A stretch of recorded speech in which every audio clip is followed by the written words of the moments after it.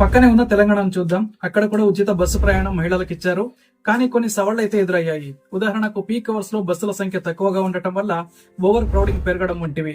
అందుకే మన రాష్ట్రం ముందుగానే బస్సుల సంఖ్య పెంచడం, మహిళల ప్రయాణానికి ప్రత్యేక రూట్లు ఏర్పాటు చేయడం, ఈ పాస్ల సిస్టమ్ లో వంటి టెక్నాలజీ టూల్స్ ద్వారా ట్రాక్ చేయడం, ఇలా ప్రణాళికాబద్ధంగా ముందుకెళ్లాలి.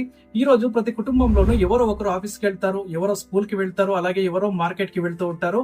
అయితే ప్రతి గడిచిన రూపాయి కూడా ముఖ్యమైన ఈ రోజుల్లో ప్రభుత్వం ఒక చిన్న ఊపిరి ఇచ్చే నిర్ణయం తీసుకుంటే అది ఎంతో మందికి జీవన ముద్ర లాంటిది అవుతుంది. అదే మహిళలకి ఉచిత బస్సు ప్రయాణం. కొత్త ప్రభుత్వం, కొత్త ముఖ్యమంత్రి చంద్రబాబు నాయకత్వంలో అనేక సంక్షేమ పథకాలపై దృష్టి పెట్టింది. అలాగే జనసేన అధినేత పవన్ కళ్యాణ్ మహిళల సాధికారతపై ఎన్నోసార్లు తన దృక్పథాన్ని తెలియజేశారు. వారి కలయికలో వస్తున్న ప్రభుత్వం ఈ విధంగా ఉచిత బస్సు ప్రయాణం నిజంగా చేయగలదా? చేస్తే దాని ప్రభావం ఎలా ఉంటుంది? మనం ఇప్పుడు దీని గురించే ఈ వీడియోలో తెలుసుకుందాం.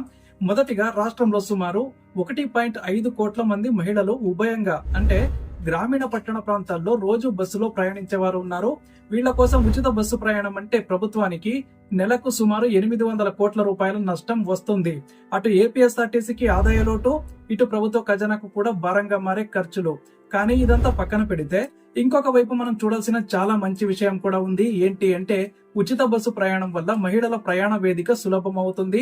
విద్యార్థినులు, ఉద్యోగినులు, పేద మహిళలు వీరి కష్టాన్ని ఇది తక్కువ చేస్తుంది. ఉదయం లేచి వంట చేసి బట్టలతో చేతిలో చిన్న పిల్లాన్ని పట్టుకొని బస్సు ఎక్కేది ఎక్కడా అని పరుగులు తీసే ఓ అక్క గాని ఓ అమ్మ గాని తన టికెట్ కు ఇవ్వాల్సిన చిల్లర గురించి ఆలోచించకుండా ప్రయాణించగలగడం అంటే మానవ విలువలకు విజయం అని చెప్పాలి. ఇంకా మనం చూసే మరో విషయం, ఇది ఓ రకంగా ఆర్థిక స్వాతంత్రానికి దారి తీసే మార్గం.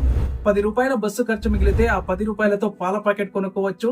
మహిళలు స్వతంత్రంగా ఒక ప్రాంతం నుండి ఇంకో ప్రాంతానికి వెళ్లగలరు. విద్య కోసం కావచ్చు, ఉద్యోగం కోసం కావచ్చు వెళ్లే అవకాశాలు కూడా ఎక్కువగా ఉంటుంది. ఇంకా ఇంకొంత లోతుగా చూస్తే ఇది జెండా కట్టిన రాజకీయ నిర్ణయం అయితే కాదు. దేశవ్యాప్తంగా చూసుకుంటే ఇప్పటికే కొన్ని రాష్ట్రాల్లో ఇది ఆల్రెడీ అమలులో ఉంది. ఉదాహరణకు తమిళనాడు, ఢిల్లీ, పంజాబ్, కర్ణాటక, తెలంగాణ. అక్కడ మహిళల ఉచిత ప్రయాణంపై వచ్చిన ఫీడ్బ్యాక్ కూడా చాలా సానుకూలంగా ఉంది. కొన్ని చోట్ల మహిళల పని వృత్తులు కూడా పెరిగాయి. స్కూల్ అండ్ కాలేజెస్ లో స్టూడెంట్స్ హాజరు శాతం కూడా పెరిగింది. మహిళా హత్యలు, వేధింపులు తగ్గాయనేది కూడా రిపోర్టర్ల ప్రకారం ఉంది. కానీ మన ఆంధ్రప్రదేశ్ లో ఇది చేయాలంటే కొన్ని కీలక ప్రశ్నలు ఎదురవుతాయి. ఉదాహరణకు ఏపీఎస్ఆర్టీసీ ఇప్పటికే నష్టాల్లో ఉంది. ఉద్యోగుల జీతాలు, బస్సుల నిర్వహణ ఖర్చులు పెరిగిపోతూ ఉన్నాయి. ఇంతలో మరింతగా ఆదాయాన్ని కోల్పోతే అది ఎలాంటి ప్రభావాన్ని చూపుతుంది? అందుకు ప్రభుత్వానికి ఒక స్ట్రాటజీ కూడా అవసరం.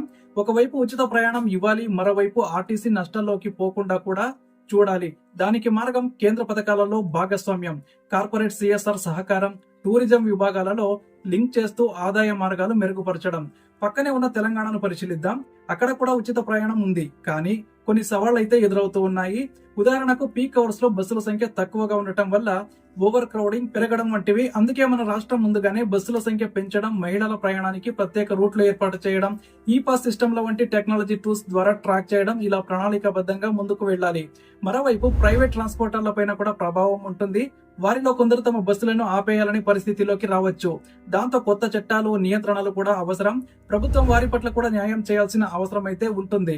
మరో ముఖ్యమైన అంశం సురక్షిత ప్రయాణం. ఉచితమని హడావిడిగా ఎక్కడికక్కడ ఎక్కే పరిస్థితుల వల్ల ఈ టీజింగ్, వేధింపులు కూడా పెరగకుండా ఉండాలి అంటే మహిళల కోసం ప్రత్యేక సర్వేలు, సీసీటీవీ కెమెరాలు, సెక్యూరిటీ గార్డులు ఇవన్నీ కూడా ఆచరణలోకి రావాలి. అయితే దీని పొడవైన ప్రయోజనాలు కూడా చాలానే ఉన్నాయి. మహిళలు తక్కువ ఖర్చుతో మరింత పనిచేసే అవకాశాన్ని పొందుతారు. తమ సొంత ఆధిక్యత పెరుగుతుంది. కుటుంబంలో సైతం వారి మాటకు బలం వస్తుంది. మనం ఎన్నోసార్లు మహిళా సాధికారత గురించి మాట్లాడుతూ ఉన్నాం, కానీ ఇది ఆ దిశగా వేసే ఒక నిజమైన అడుగైతే అవుతుంది. ఇంకొక ముఖ్యమైన విషయంలో దీని ప్రాధాన్యత తెలుస్తుంది. అదే ఆర్థిక ప్రోత్సాహం. మహిళలు ఏ రంగంలోనైనా బయటికి వెళ్లే అవకాశాన్ని ఈ స్కీమ్ కల్పిస్తుంది. ఉదాహరణకు ఒక హోమ్ మేకర్ హస్తకళల వ్యాపారం ప్రారంభించాలని అనుకుంటే బస్సు టికెట్ ఖర్చుతోనే ఆమె ఆలోచన ఆగిపోకుండా చేసే మార్గం ఇది. ఈ పథకం ఆర్థికంగా మధ్యతరగతి మహిళలకు ఓ ఉపశమనం అయితే రాజకీయంగా చంద్రబాబుకు ఓ ఇమేజ్ బిల్డింగ్ కూడా అవుతుంది. పవన్ కళ్యాణ్ యువత, మహిళల ఓట్ల కోసం తీసుకునే ముఖ్యమైన అలాగే బలమైన సంకేతం కూడా అవుతుంది. కానీ ఇది నిజంగా నిబద్ధతతో అమలైతే ప్రజలు నమ్ముతారు. ఆగస్టు 15 నుంచి మహిళలకు ఉచిత బస్సు ప్రయాణం అయితే మొదలవుతుంది. ఇక దీని వల్ల ఎలాంటి రాజకీయ ప్రభావం ఉంటుందో కూడా మనం తెలుసుకోవాలి. ఓటు బ్యాంక్ రాజకీయం అనిపించినా కూడా ఇది ఓ మానవీయ అవసరం. ప్రజలు ఇప్పుడు అభివృద్ధి కన్నా జీవించడానికి సౌలభ్యం ఉంది కదా అనే ప్రశ్నకే ఎక్కువగా అడుగుతూ ఉన్నారు. అలాగే ప్రభుత్వ పథకాలను చూసేటప్పుడు ప్రజలు ఇప్పుడు ఎమోషన్ తో కాకుండా లాభ నష్టాల దృక్పథంతో కూడా చూస్తూ ఉన్నారు.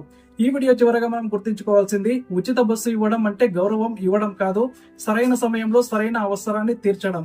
అది మానవతా పాలనకు చిహ్నం. ఉచిత బస్సు స్కీమ్ నిజంగా మహిళలకు ఊపిరిగా మారితే అది రాష్ట్ర అభివృద్ధికి శుభ చిహ్నం అవుతుంది. మీకేమనిపిస్తుందో కామెంట్ చేయండి. అలాగే మన ఛానల్ ను సబ్స్క్రైబ్ చేసుకోండి.